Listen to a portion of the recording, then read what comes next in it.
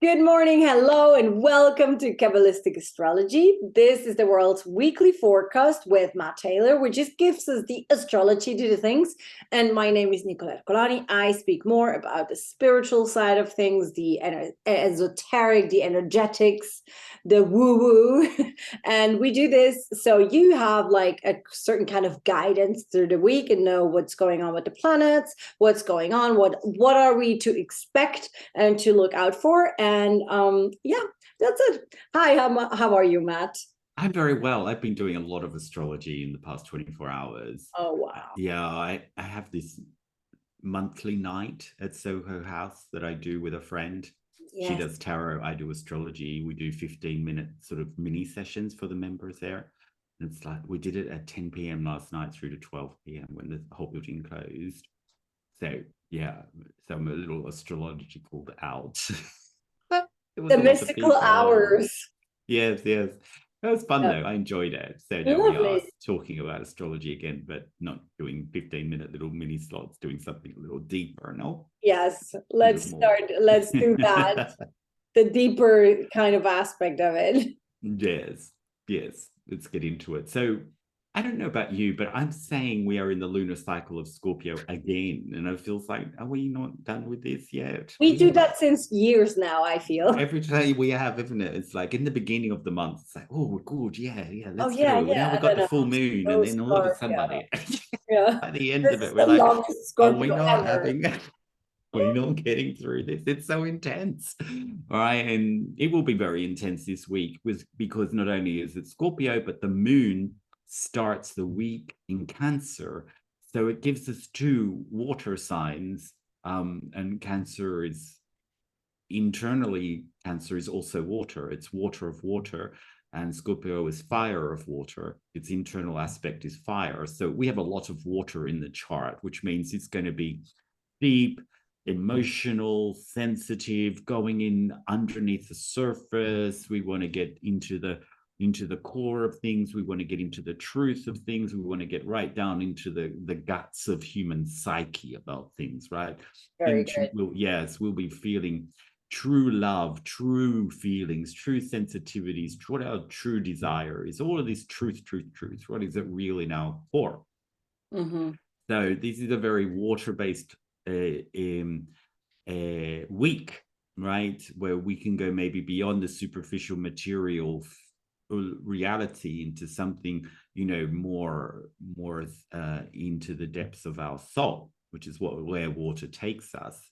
So this is, a big part of the week. And, if you maybe had a little cry over the weekend for no reason, or if you felt a little bit moody, or if you felt a little bit sad, or if you felt your emotions were whirling and moving and flowing, and you were 1 minute happy, next minute not so, and, all of that emotional sensitivity, then you can be rest assured that there's a lot of water in the chart this week. And Venus is connecting with a lot of planets. So Venus is love, right? This is why I was saying the true love a little bit before. I was giving you a clue as to what was coming up. Yes, Must be some Venusian stuff going some on. Venusian stuff. That's right. So it's good to talk about Venus this week because it's connecting very strongly with three other planets, and it's in Scorpio. So Venus in Scorpio, if you don't mind me saying, people who have Venus in Scorpio, past life were doing some things sexual with their body.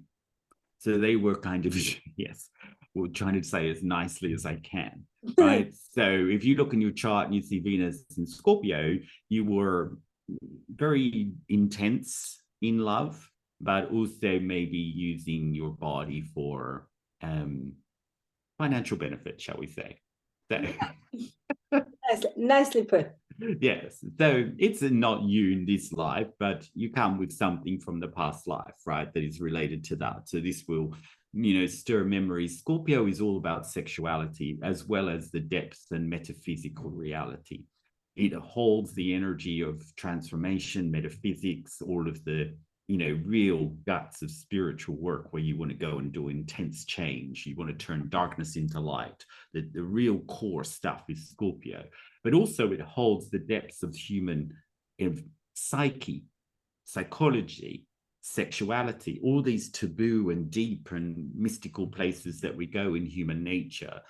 So combine that with the emotion of the week, and you will find that there's a lot of stuff coming up, in particular to Venus kind of things. Venus can be, as I said, love, relationships. It can be money and finance. It can be health, and it can be your well-being. So if you're like have challenges around those four things, which are really just the four segments of life, these are the four key segments of life Venus rules over in the physical reality. Then if you have emotional blockage, trauma, a lot of sensitivities with things, or things that aren't logical but you feel are a very big issue for you, these are usually past life. If they're, why do I have a big issue with this when I've never been through it, when I've never had it, Yes. I've never experienced it? Why do I have a problem in relationships when I'm a good person, right? Why do I have a problem in, maybe in the bed department when, I kind of enjoy it, whatever, or I want to do it? Why do I have blockages? Why do I have challenges there? Or why do I have trouble expressing my sexuality or being who I am, or letting go of my feminine or my masculine or whatever? Why do I have all of those things? Particularly with Venus, it will be feminine aspect of our soul. And with the moon in Cancer, that also brings through the feminine aspect of the soul this week. So there'll be a lot of stuff that are very emotional and sensitive around blockages that we didn't really know, or we knew, but we've repressed and are coming back at us again.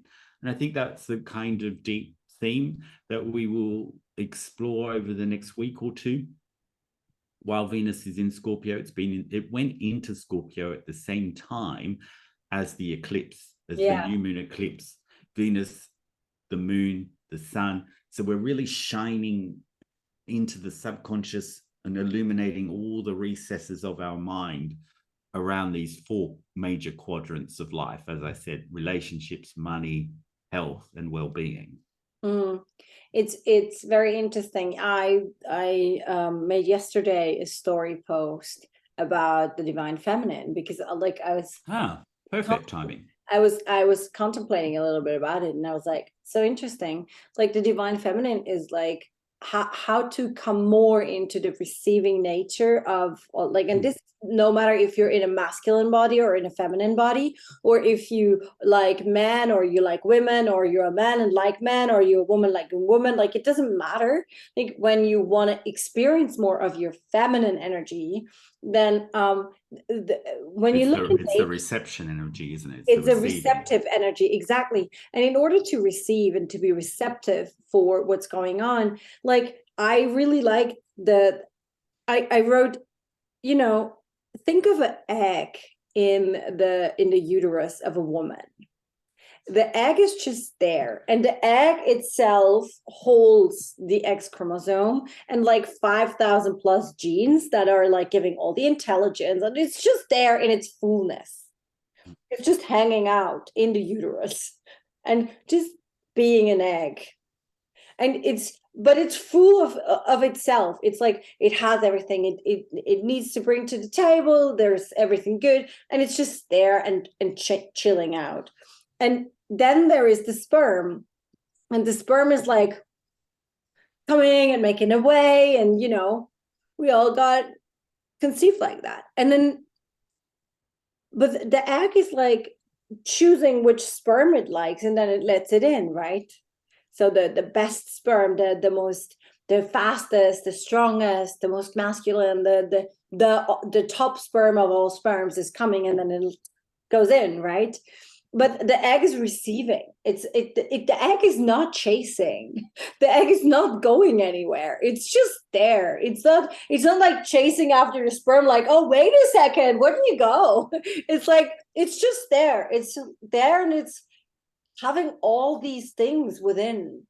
And when you want to come more into this receiving, receptive energy, more into the feminine energy, into the divine feminine aspect, but also when you want to understand deeper what true abundance is, very receptive. It's very receiving. So just be more like an egg. Yeah, That's I what like that. I I love like it. it. I love that. I love that. It Yes, is kind of that feeling that if I need to grow or if I need to transform or if I need to be conceptualizing anything, then yes, I need to receive energy from somewhere, right? yes, So in in like Kabbalistically, we say that the masculine energy is the light, the yes. energy, In and yogic science as well. it's the same. And the feminine energy is the receptor, the vessel, no? Yes. So when you combine the two together, you can kind of, you know, receive, and then the vessel is for sharing, right? So Yeah. our vessel in this reality is not for sharing. As human beings, that's how we transform, right? We are in a body which is about ourselves, and we're transforming the vessel from being about me to about me and others. Yeah. Yeah. So that and others bit is the bit where we push the energy out to where we want to share, right? So we connect with the light through sharing, because light inherently is a sharing energy. So Yeah. yeah, I really love that about that kind of idea of receiving and sharing in that way. It's very nice, right? So Yes. yes, and this is Oh, kind of the feminine of this week, is this moon totally. starting in its own sign of Cancer, because it's the ruler of Cancer, and then the Venus in Scorpio, and transmuting a lot of the blockages or the um old stuff that is blocking us from truly sharing, which usually Yeah. is a crisis, a trauma, an old belief system, filters, Totally. reactions, yeah, movies that we play out that aren't real, all of those things. Yeah. Mm. Yeah, and I think, what's also interesting is sometimes we forget that everything is already within. I back in the days when when I was younger in my journey, like in my early 20s, like 20 years ago, when I heard that sentence, I was always like, how did I mean that? You have everything within. Like I didn't understand it because I couldn't feel that everything is there. But as once again with the egg, right? The egg is just there, and the egg itself holds the feminine, the X chromosome. Like all eggs are the X chromosome, means they're female, and all eggs hold the intelligence and the genomes that are necessary to create a child. And then the sperm holds the either another X, so it's becoming feminine, or a wide and it's becoming masculine, or nothing. And it's a little bit more difficult.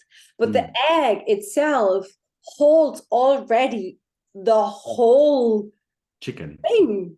or person, right? It's already inside. It's Yes. already inside. So, and Yes. when you want to take that as a metaphor, what you can say is, even though I don't know, I haven't expanded yet, maybe to a full human, or I haven't expanded yet to the person I want to be.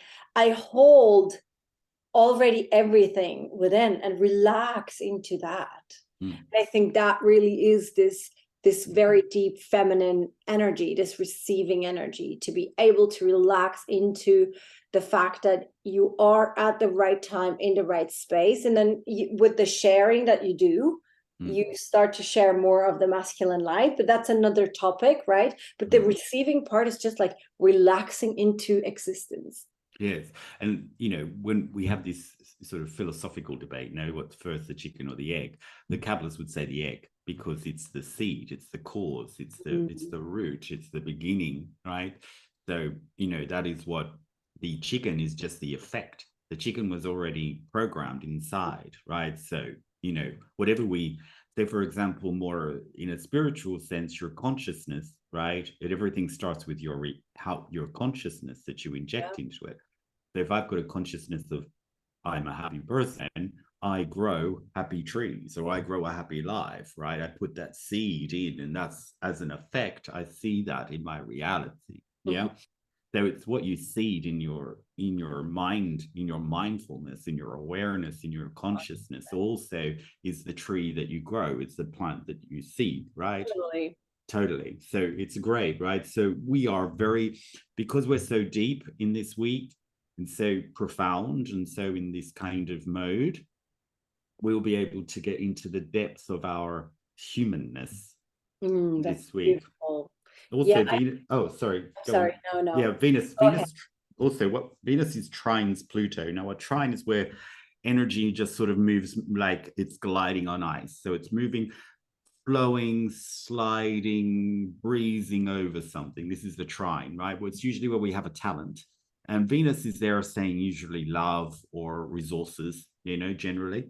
And Pluto is the intensifier. It can be a really sort of something that takes you inward, under the ground. In fact, it's often called Lord of the Underground. It goes deep, deep, deep within.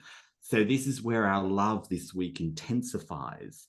It's really taking us into a more understanding of what I truly love, right? Now, when we meet a person, of course, we love the view. We want the room with the view, right? We want it to be good on the outside.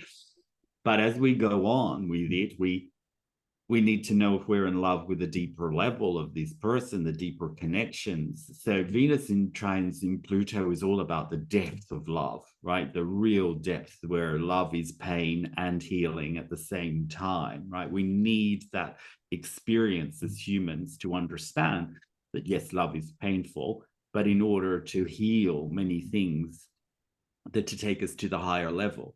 So this is why, for me, people who choose not to go into relationships are actually missing out. They think in their mind that they're protecting themselves and that, they don't want to go through the pain again. But unfortunately, because of the reality that we're in, it's only when we get our heart broken and, we go into deeper pain that we can go to greater heights. So what happens with people who choose not to go into relationships on deeper levels, or choose people that they don't have to go into and think it's not working out, they just say that, right? But they're choosing people that really won't take them there. And they're kind of avoiding the highs and lows of life and giving them, and they think, oh, well, that's good. But also giving themselves is a kind of like very thin band of emotion, right? My life was okay. By the end of that, you go, oh, my life was okay. Wish I'd done that. Wish I'd done this. And you had a very average life, right? Very like thin band of life experience. And you look out at those people going, all in the highs and lows of life, having, I think, a bit more of an interesting time. They're getting the whole experience of being human. So for me, this Venus trine Pluto is really taking you into the depths of what's possible in love, combined with a Venus sextile Neptune. Sextiles are where if you want to, you can connect to a great light. Mm-hmm. It's optional light. Venus is the corporal, right? Love, the love that's in the body, the way we can love in the body. Neptune is the higher love, the total unification love, transcendent love. And they are coming together, all of these things. Plus another one, the Venus conjunct Mercury, which is how I express love, So there's so much about love and harmony and well-being and balance and all these Venusian things on the deepest level possible in all the ways that we can experience it in human nature this week, opening out. So if you want to open up to the whole kind of possibility of higher love, body love, shallow love, deep love, painful love, healing love, great love. The drama of it all, with a bit of Scorpio drama thrown in there. Love and sex and all of those. You sell it like things. Everybody wants it. Yes, everybody does want it, but they choose not to. Right? They live the thin band. They live the road more traveled, right, rather than the less road traveled. And they've got all their reasons and spreadsheets as to why, and they're all valid, I'm sure. But you don't have to keep opening that spreadsheet. You can let it go now, 20 years on, 10 years on, and put your toe back in the water, right? Mm-hmm. So it was really interesting. I'm just going to bang on for a minute. Oh, yes. I'm on a roll. It was really interesting last night because you do these little readings and they're only 15 minutes, but more than not, people will say, want to know what's happening in work and relationships. Always. Money, cash and love. Bring it on. It's all Venus things. Yes. It's all Venus. It's all one. Why we're here, no? I mean, I could literally do my whole life just talking about that, right? Do 15-minute slots with the whole world, and they would say, what's enough for work and love? Oh, you would sell out for months. Yes, I That would would be be such excited. an interesting test. Wouldn't that be a great TV show, right? Imagine. Oh, yeah, you would be absolutely well known for that. Exactly. So while 7.5 billion people have really numbed themselves out from the option of relationship, I mean, I really wanted to manifest one. It took me ages. Like I was in my 40s before I really started having longer terms, deeper relationships. But it was really something that I was like, I'm going to overcome this blockage. Anyway, so you choose that or not. But I think people have numbed themselves out from this option. It's just easier. And to go through things and sort of say, no, that's not the one, or they're not doing this, they're not giving me that, or I really tried this. And they think they're in the idea of it, but they're not really exposing and opening themselves up to the real, I don't know, sort of joy of it and the Yeah. pain of it and the tears and the happiness and all of that. I mean, why wouldn't you want to go through it? I don't know. It's painful, but it's healing, at the same time. You definitely, after you come out of the pain, if it ends or somebody dies or whatever happens, it's painful. I get that.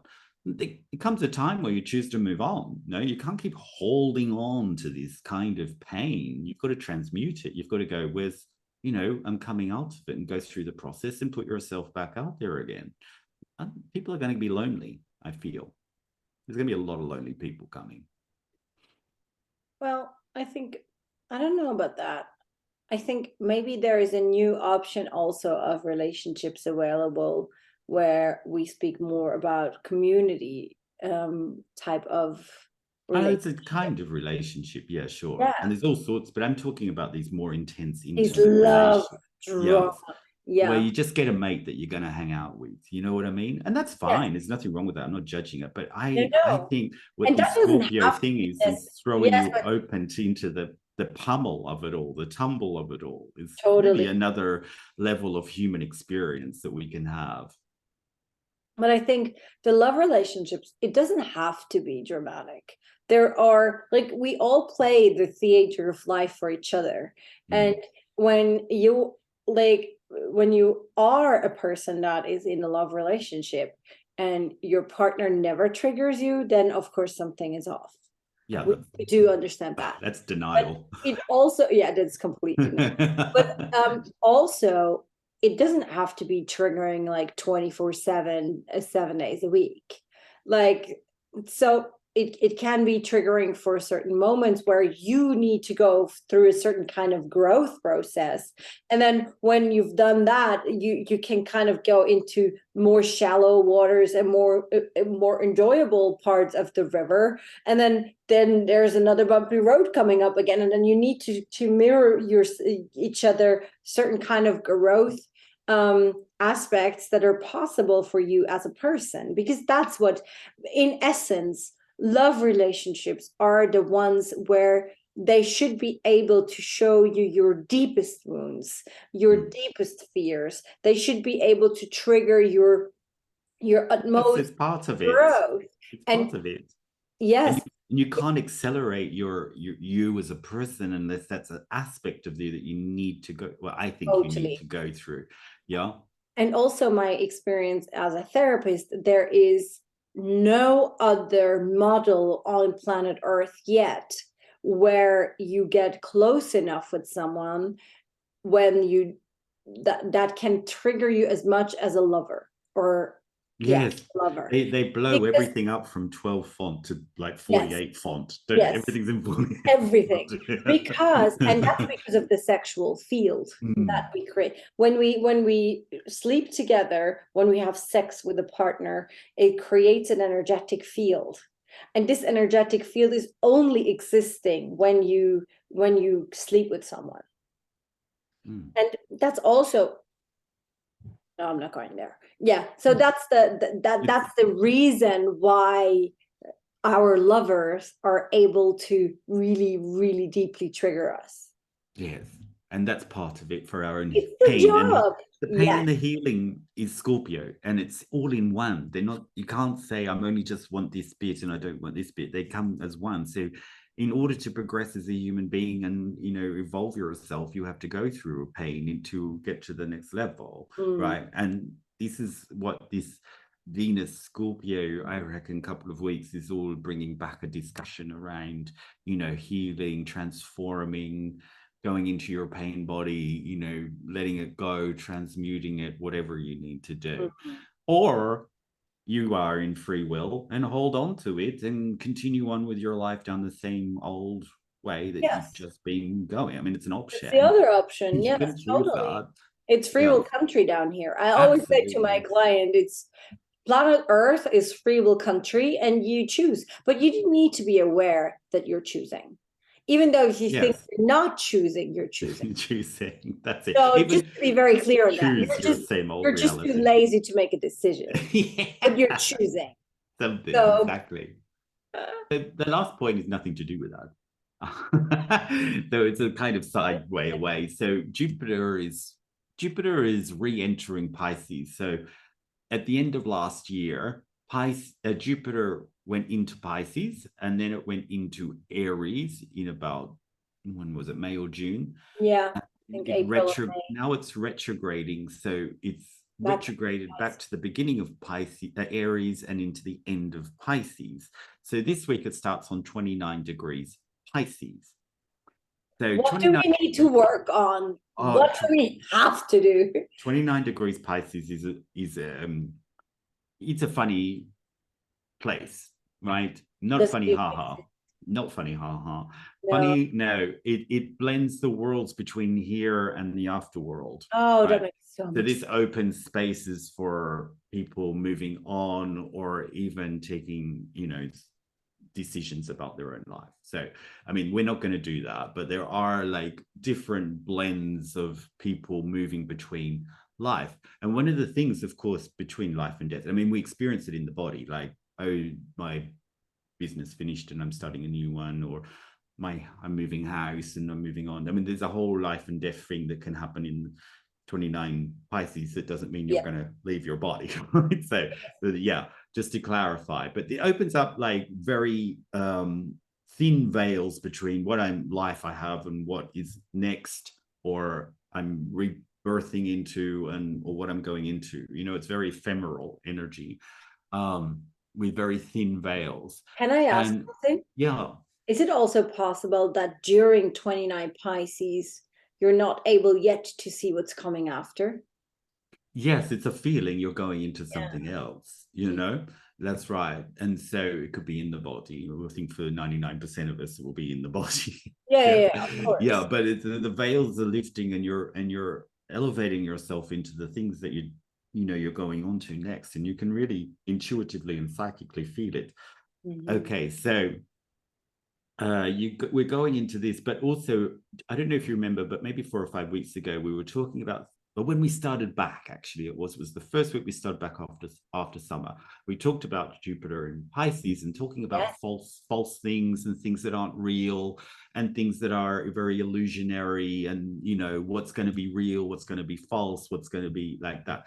And this week I thought was very interesting, because one of the things that happened is metaverse collapsed. Yeah. And the second thing that happened is Totally. Bitcoin collapsed, and they were the two things we sort of, And a you know couple of the what things else that we happened? talked about, sort of say, oh, I think it's this, and I think it's that. Remember? And You they were two of the things we you know thought what would else be. happened? No, Um, Evelyn Rothschild passed away last week right. on the So 8th, right. So which is you get that the kind of family ruling movement. the world. Right. Yes, they have a lot of influence over things. So, there's a kind of movement there, financial, right? Interesting with the Yeah. Venus stuff as well. So maybe it's not completely unrelated, but a lot of financial stuff, and a lot of stuff that we were talking about, like Bitcoin and metaverse, the things that are, how hyped up are they? Are they real? Are they not? Where are they? And they've just fallen on their feet this week. I Mhm. think also we'll see the social media in some way really going through something now. With Elon Musk and Twitter, like, he's just getting rid of people left, right, and center. Oh, They're yes. finding that Twitter is full of bots, and there weren't even that many people. So the whole thing is a false, no? And we're getting down to the reality of things, or we're seeing that the veils of, let's put it this Same way, with the veils are Instagram. very thin between what is real and what is hyped up and what is false. Yeah. And Mhm. we are able to see into that in this week. Yeah, I feel also what's also available to see now is the false realities we create for ourselves. Um, Yes. I don't know about men because I have not very many male friends. I only have one male friend, which is really close to me. But I just see that with a lot of females, that there is the tendency to build false realities in your head, and from these false realities, they're birthed in certain needs for a romantic relationship, but not romance in a logical sense, but romance in a very delusional sense, like the white horse and the prince kind type of stuff. And so it's really interesting to see how many women have false realities as their mind construct to kind of not be in reality. And what they do for that, and how there's a whole industry built up on that as well. Yeah. So, yeah. Oh, London is totally built on a hype. Like Yes. you get sold on all of this hype, and you go there and you think to yourself, is that it? And everybody around you is saying, isn't this amazing? Isn't this wonderful? And I think, just paid that for that, and I got these. Do you know what I mean? Like it's all pumped up on a hype, and we and you're in the city and you live there and you think, oh, there's nowhere else you could possibly live. This is the greatest place, and it's so fantastic, and you'd never be bored and all. And then soon enough, you see through all of that falseness and the hype that's built up around everything, and the hype around this.